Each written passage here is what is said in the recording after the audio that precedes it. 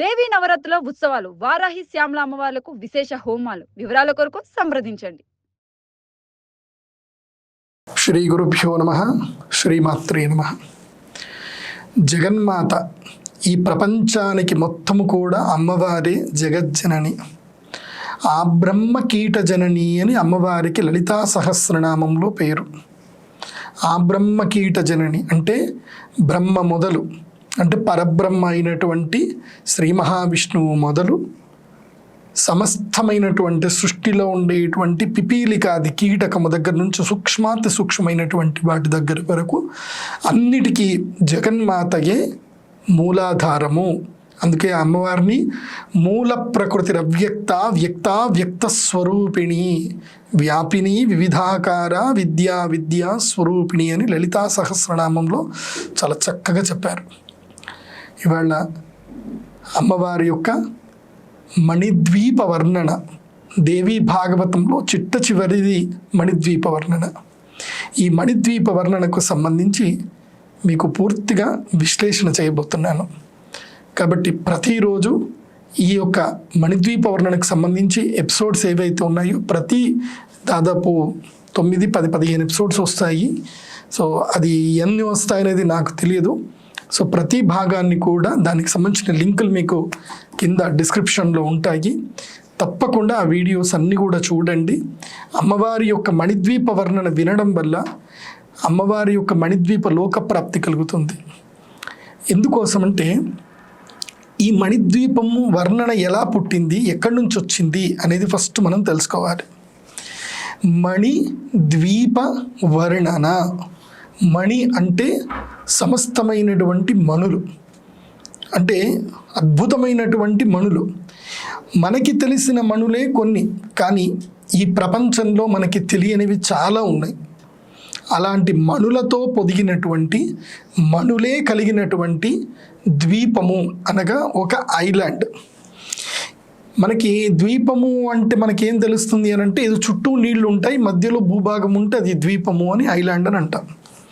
అట్లా అమ్మవారి యొక్క మణిద్వీపం ఎలా ఉంటుందనంటే చుట్టూ కూడా అమృత సాగరం ఉంటుంది, ఆ మధ్యలో మణిద్వీపం ఉంటుంది.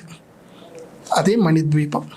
అసలు ఈ మణిద్వీపం అంటే ఏంటి, ఎవరు ఈ మణిద్వీపాన్ని చూశారు అనేటువంటి విషయాలన్నీ కూడా మనము ఈ యొక్క ఎపిసోడ్లో తెలుసుకుందాం.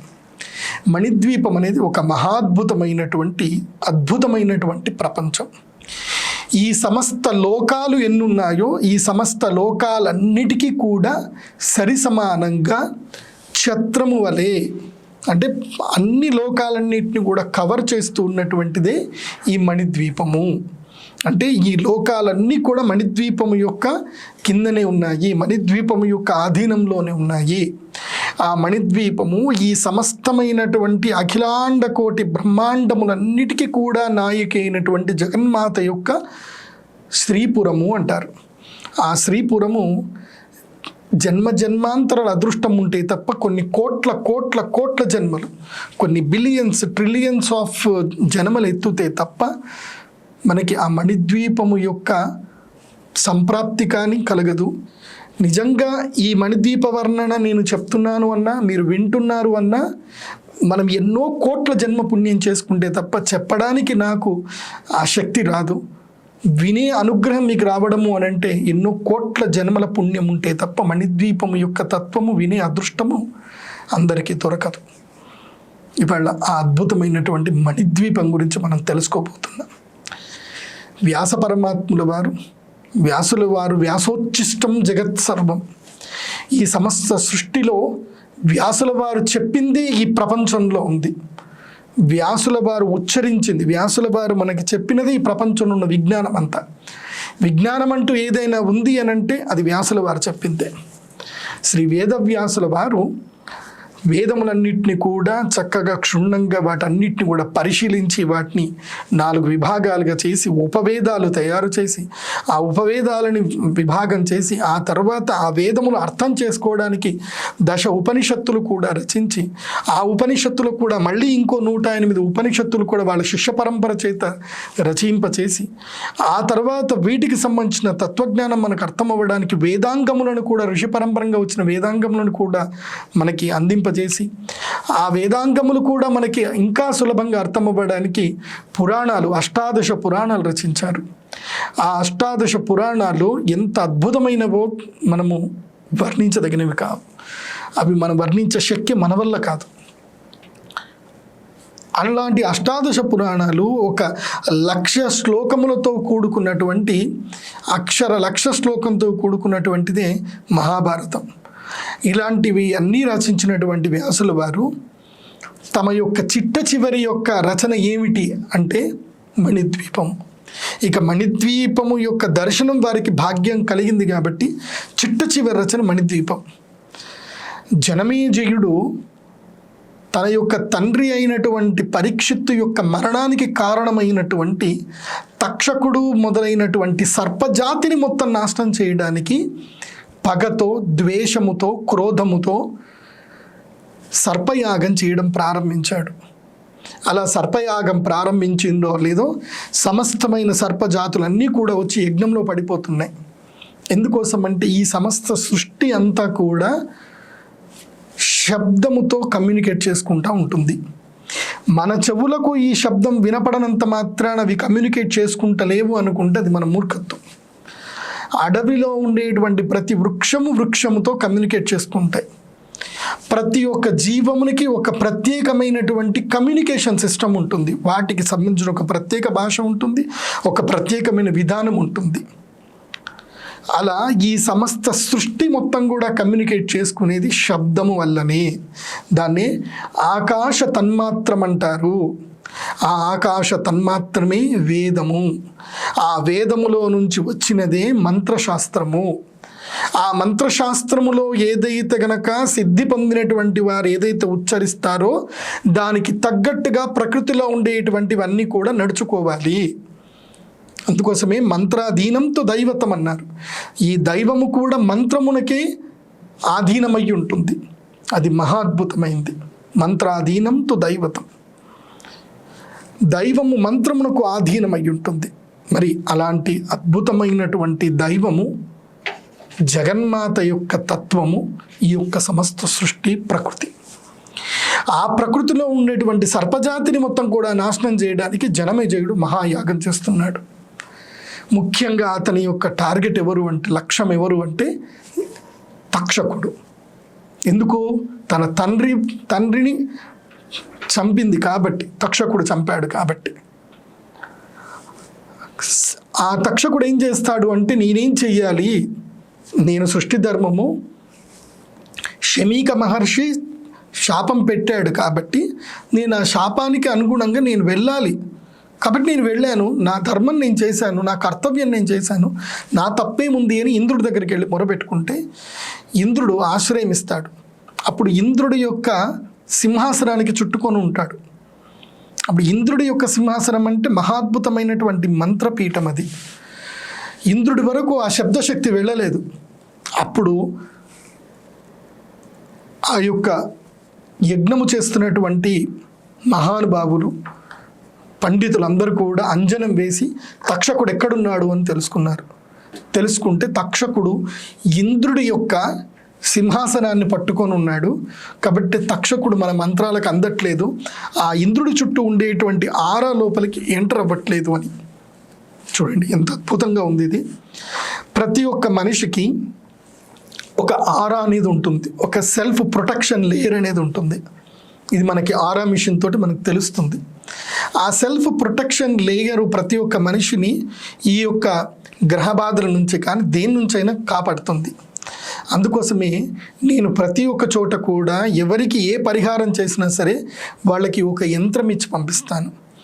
తంత్రము ద్వారా మంత్రమును అనుష్ఠానింప చేసినటువంటి యంత్రం ఏదైతే ఉంటుందో ఆ యంత్రం ఎక్కడైతే ఉంటుందో ఆ యంత్రానికి, ప్రతి ఒక్క యంత్రానికి కొంత పరిధి ఉంటుంది, ఆరా పరిధి అని ఉంటుంది.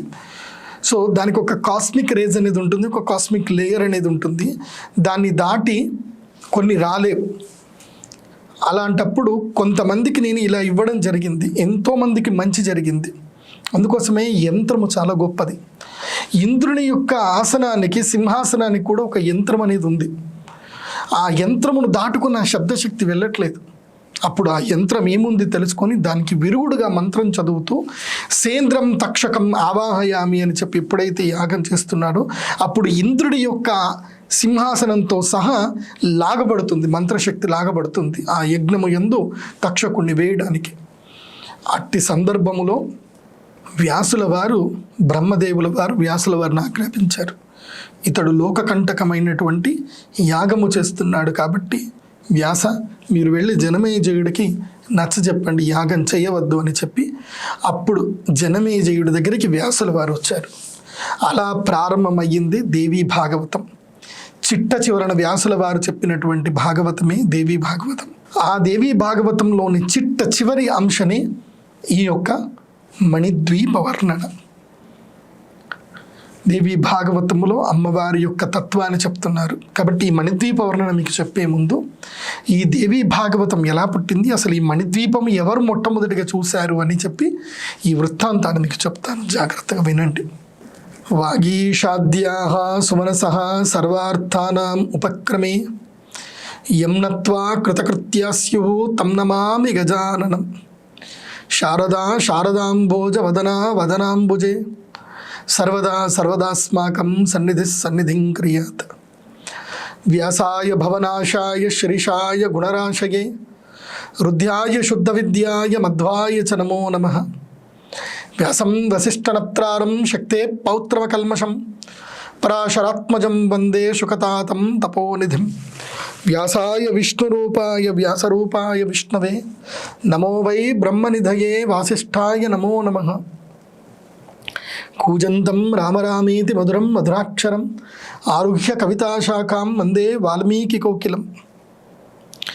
అక్షస్రక్ పరశుం గదేషు కులిశం పద్మం ధనుష్కుండికాం దండం శక్తిమసిం చ చర్మజలజం ఘంటాం సురాభాజనం శూలం పాశసుదర్శనే చ దదతీం హస్తై ప్రవాళ ప్రభాం సేవే సైరిభమర్దినీమిహమహాం లక్ష్మీం సరోజస్థితాం. ఘంటాశూలహలాని శంఖముసలే చక్రం ధనుస్సాయకం హస్తాబ్జై దదతీం ఘనాంత విలసీతాంశుతుల్య ప్రభాం గౌరీ దేహ సముద్భవాం త్రిజగతాం ఆధారభూతామహ పూర్వామత్ర సరస్వతీ మనుభజే శుంభాది దైత్యార్తినిం. విద్యుద్ధామ సమప్రభాం మృగపతి స్కందస్థితాం భీషణాం కన్యాభిక్కరవాలకేట విలసదస్తాభిరాసేవితాం హస్తైశ్చక్రగధాసికేట విషకానుశ్చాపం గుణంతర్జనీం బిభ్రాణామరణాత్మికాం శశిధరాం దుర్గాం త్రినేత్రాం భజే. ఆ జగన్మాతని మనస్ఫూర్తిగా స్మరించుకొని ఇప్పుడు మణిద్వీపము యొక్క ప్రారంభం ఎలా జరిగింది, ఎవరు ఈ మణిద్వీపాన్ని చూశారు అనేది వ్యాసుల వారు ఎలా ప్రారంభమైందని చెప్తున్నారు. అది సృష్టి మొదలు, సృష్టి ఇంకా ప్రారంభం అవ్వలేదు. ఈ సమస్త సృష్టి మొత్తం కూడా నీటి లోపల మునిగి ఉంది, ఎక్కడ చూసినా నీళ్ళే. ఆ నీటిలో నుంచి ఒక అద్భుతమైనటువంటి కమలము వికసించింది. ఆ వికసించిన కమలములో ఒక చిన్ని పిల్లవాడు, చంటి పిల్లవాడు ముద్దు ముద్దుగా ఉన్నాడు, నిద్ర లేచి అలా చూస్తున్నాడు. ఎన్నేళ్ల పిల్లవాడు అంటే 6 ఏళ్ల పిల్లవాడు లేచాడు, అలా చూస్తున్నాడు. ఎంత అందంగా ఉంది అని ఈ యొక్క సృష్టిని మొత్తం కూడా చూస్తున్నాడు. ఏముంది అని అంటే ఓన్లీ నీళ్లు తప్ప ఏమీ లేవు. అటు ఇటు చూస్తున్నాడు. చక్కగా చిన్న పద్మం ఉంది, ఆ మెత్తటి పుప్పొడి, పసుపు వర్ణంలో ఉన్న పుప్పొడి. తర్వాత కమలము అంటే గులాబీ వర్ణము, గులాబీ వర్ణములో ఉన్న పద్మము, సహస్రదళ పద్మము, 1000 దళాలు ఉన్నాయి ఆ పద్మంలో. ఆ పద్మంలో అలా కూర్చొని ఉన్నాడు, అలా అటు ఇటు చూస్తున్నాడు. చక్కగా విష్ణునామాలు ఉన్నాయి, ఎటు చూసినా నీళ్ళే ఉన్నాయి. తర్వాత ఏమనిపించింది, ఒకసారి ముందు చూస్తున్నాడు, ఇంకొకసారి ఇటువైపు చూస్తున్నాడు, ఇంకోసారి ఇటువైపు చూస్తున్నాడు, టక్కన తిరిగి వెనుకకు వెళ్ళి చూస్తున్నాడు, మళ్ళీ పైకి చూస్తున్నాడు. ఎవరున్నారు, ఎవరైనా వస్తారా, నన్ను ఏమైనా పలకరిస్తారా, నేను ఎవరిని, నేను ఎందుకు ఇక్కడ ఉన్నాను అర్థం కావట్లేదు ఆ పిల్లవాడికి.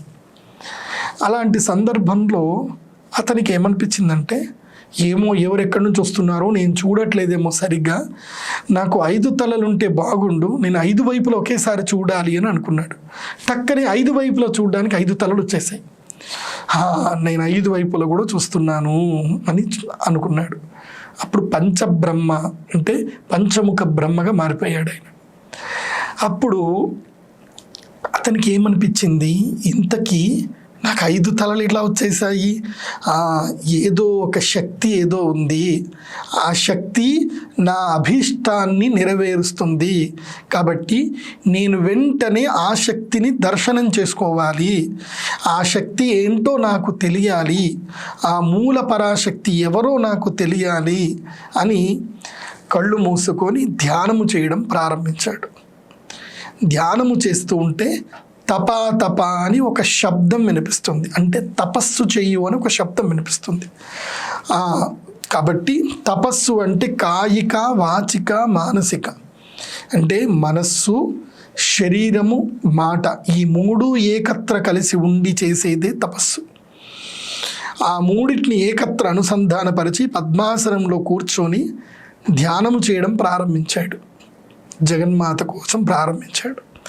ఏ సృష్టితత్వం అయితే, ఏ జగన్మాత అయితే, ఏ శక్తి అయితే నన్ను కన్నదో ఆ శక్తి గురించి, ఆ శక్తి దర్శన భాగ్యం నాకు లభించుకోక అని చెప్పి ధ్యానం చేస్తున్నాడు, తపస్సు చేస్తున్నాడు.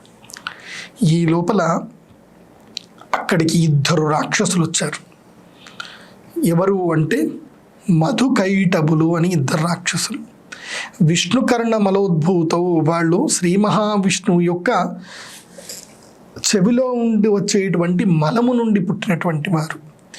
ఆ 2 రాక్షసులకి యుద్ధము చేయాలని కాంక్ష, యుద్ధ కాంక్షతో తిరుగుతూ ఉన్నారు వాళ్ళు. ఈ సమస్త లోకమంతా తిరుగుతూ ఉన్నారు, మొత్తం నీళ్లే, వాళ్ళకి యుద్ధం చేయడానికి ఎవరు కనపడట్లేదు.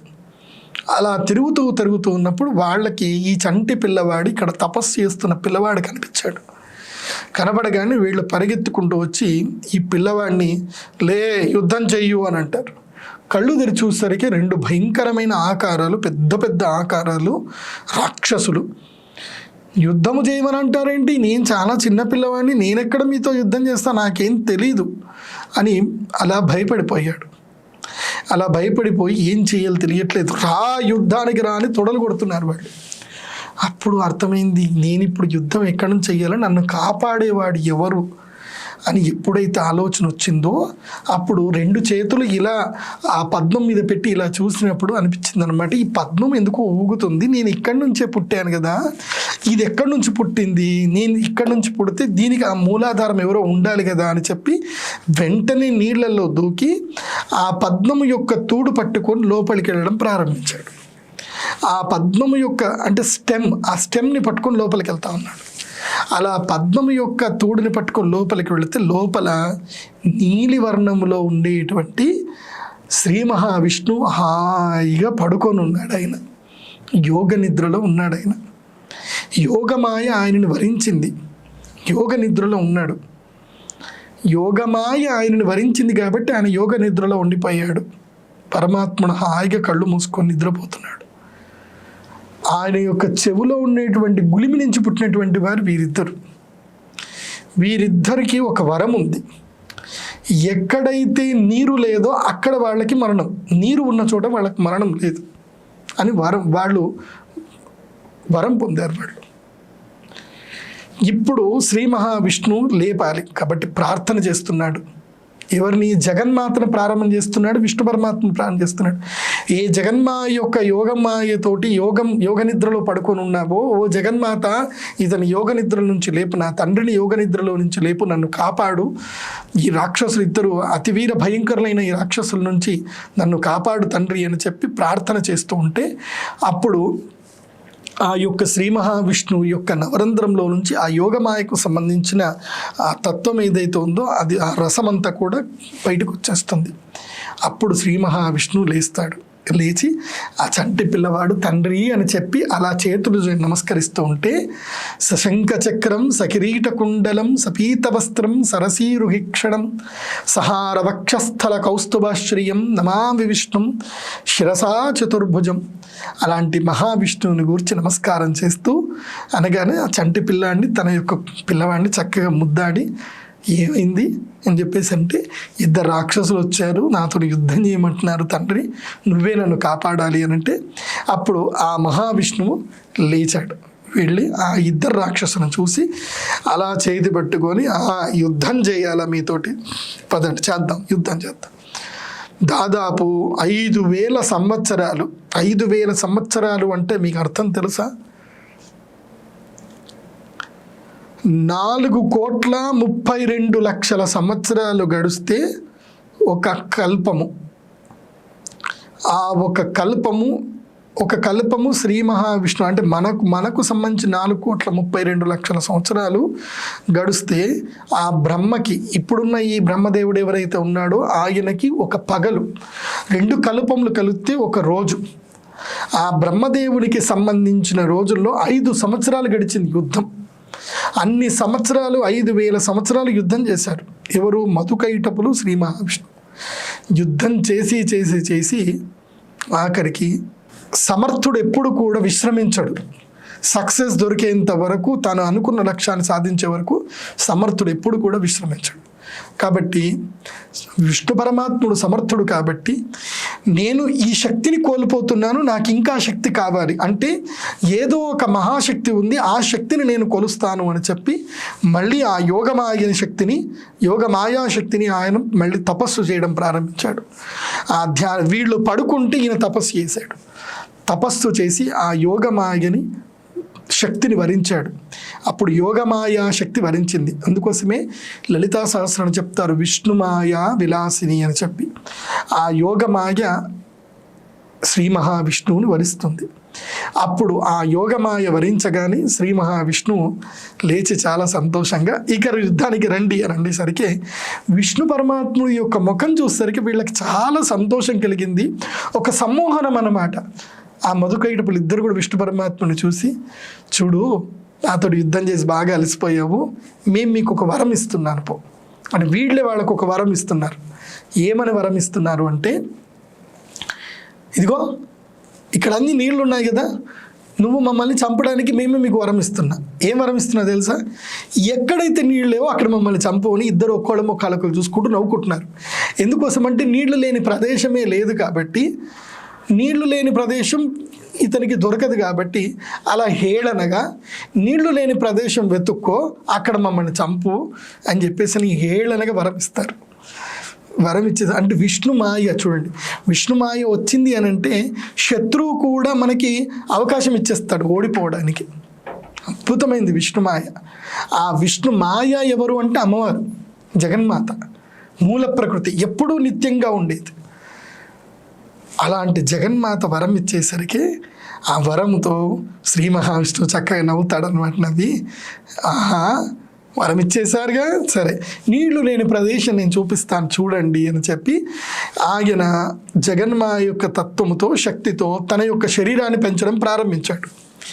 అప్పటికే వాళ్ళు దాదాపు 1,300 కిలోమీటర్ల పొడవు ఎత్తున్నారు. వాళ్ళు 1,300 కిలోమీటర్ల ఎత్తులో ఉన్నారు. అంత మహాకాయులు. శ్రీ మహావిష్ణువుల వారు 13 లక్షల కిలోమీటర్ల ఎత్తు పెరిగేశారు. అప్పుడు వీళ్ళు ఇంత చిన్నగా అయిపోయారు.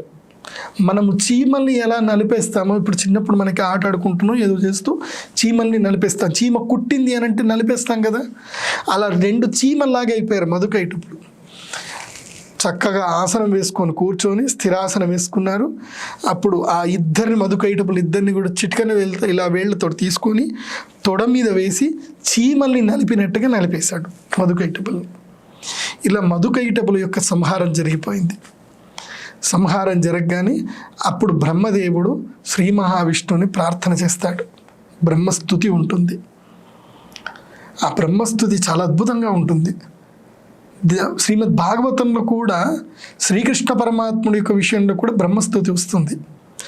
మా గురువుల వారు శ్రీ సత్యాత్మతీర్థ శ్రీపాదుల వారు తాము ఆశ్రమం స్వీకరించిన మొదట్లో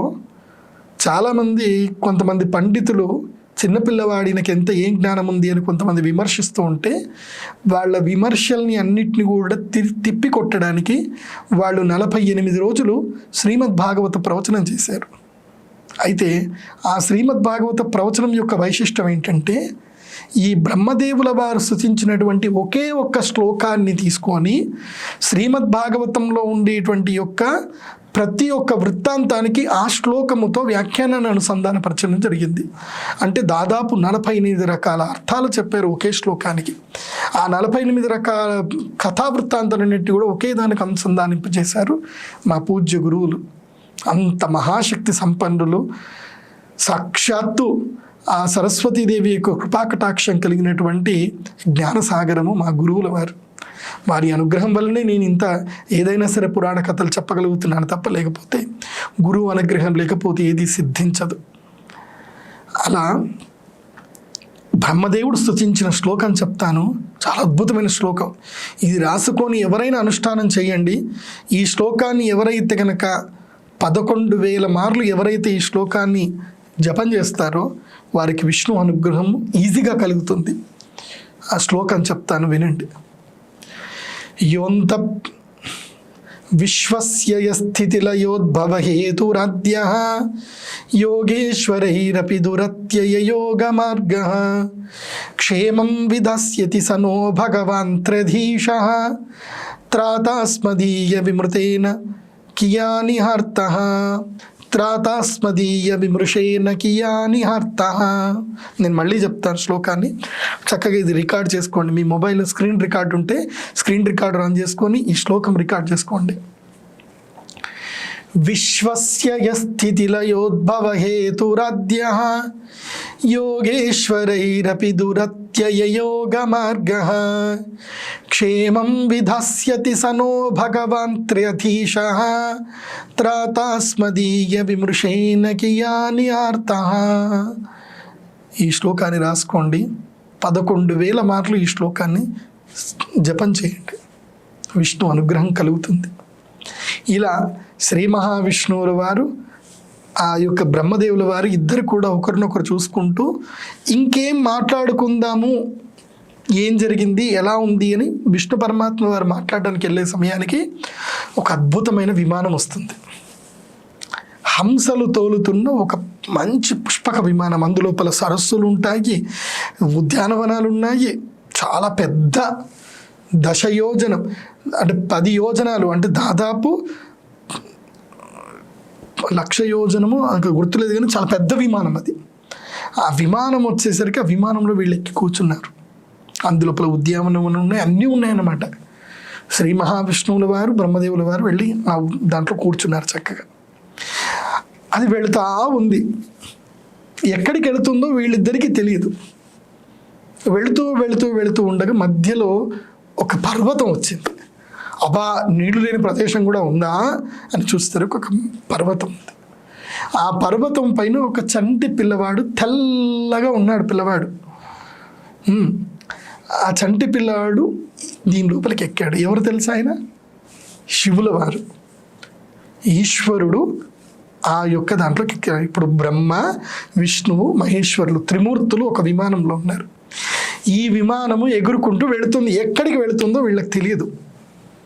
ఈ విమానము వెళ్ళేదే మణిద్వీపానికి. కాబట్టి ఈ భాగంలో మనం ఇక్కడి వరకు ఈ కథ తెలుసుకుందాము. అద్భుతమైన విమానం ఇది.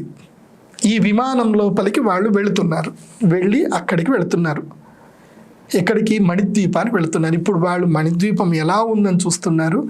డ్రోన్ వ్యూలో అంటే పైనుంచి శాటిలైట్ వ్యూలో మణిద్వీపం ఎలా ఉంది అనేది మీకు వచ్చేటువంటి ఎపిసోడ్లో నేను చెప్తాను. అయితే ఇప్పుడు మీకు కొన్ని ప్రశ్నలు ఉంటాయి. ఈ ప్రశ్నలకి మీరు కామెంట్స్లో సమాధానం పెట్టండి.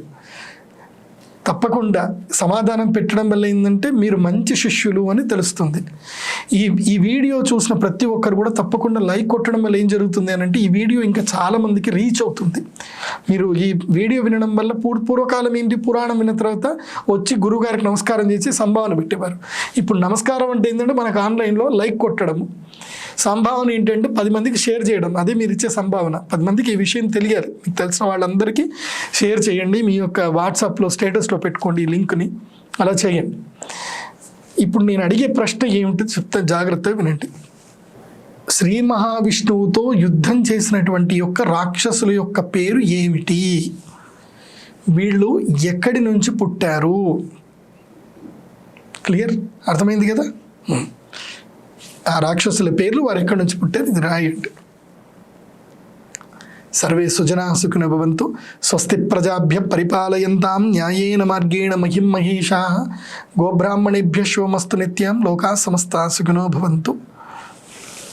శ్రీమాత్రే నమః.